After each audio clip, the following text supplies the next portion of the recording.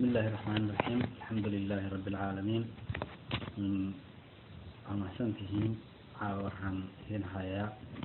ما سلي له dhalyaan nahay weyska dhaafay waayahay dhalyaan nahay weyska dhaafay xaqiiqiyan dhammaan ummadda Soomaaliyeed ee iyada dhan waa dhalyada ah gabadha reerku gabadha arti ehel iyo aqrabo nooc walba waayahay maansadan la yiraahdo dhalyaan nahay weyska dhaafay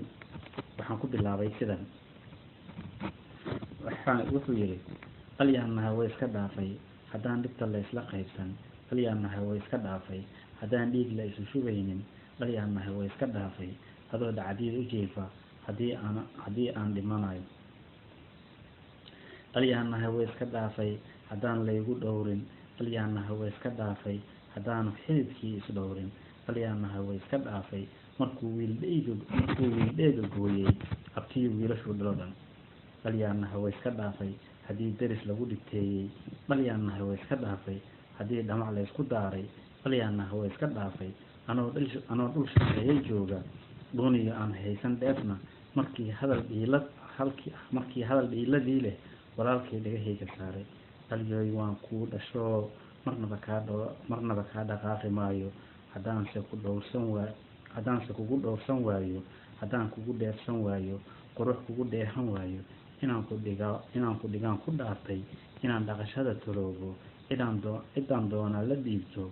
markiyo dhiigoon ku dhaafo iyadu waa ka dhaartay